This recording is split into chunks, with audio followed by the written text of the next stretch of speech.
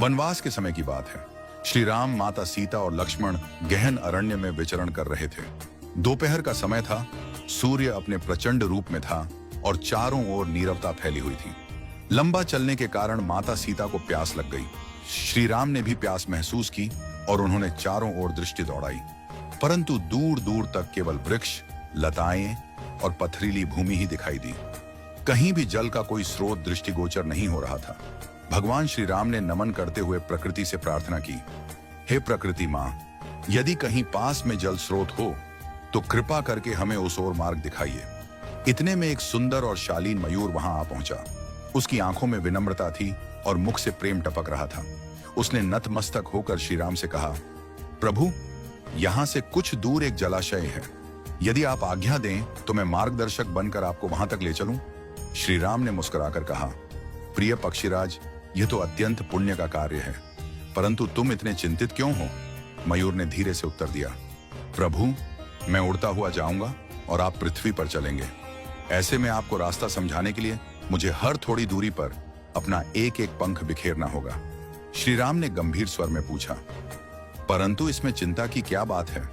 मयूर की आंखें भर आईं। वह बोला, प्रभु, यह सामान्य बात नहीं है। मोर केवल विशेष ऋतु में और प्राकृतिक प्रक्रिया से ही अपने पंख गिराते हैं। यदि मैं अपनी इच्छा से उन्हें त्यागता हूं तो यह मेरी जीवन शक्ति को क्षीण कर देगा। अंततः मेरी मृत्यु निश्चित होगी। यह सुनकर श्री राम की आंखें नम हो गईं।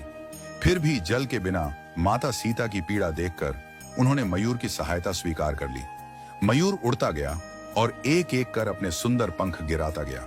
श्री राम, लक्ष्मण और सीता उन्हीं पंखों के सहारे मार्ग तय करते हुए आगे बढ़ते रहे। जब वे जलाशय तक पहुंचे तब मयूर थककर भूमि पर गिर पड़ा। उसकी श्वासें मंद पड़ने लगी थी। जीवन का अंतिम क्षण आ पहुंचा था।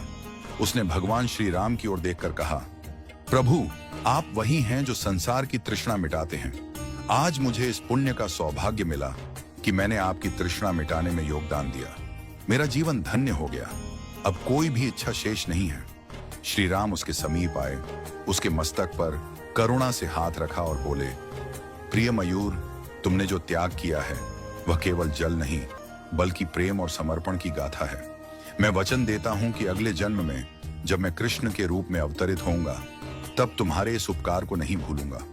मैं तुम्हारे पंख को अपने सिर पर धारण करूंगा ताकि यह संसार सदा तुम्हारे त्याग को याद रखे। कहते हैं कि जब भगवान विष्णु ने द्वापर युग में श्री कृष्ण रूप में अवतार लिया तब उन्होंने मस्तक पर सदैव मोरपंख धारण किया।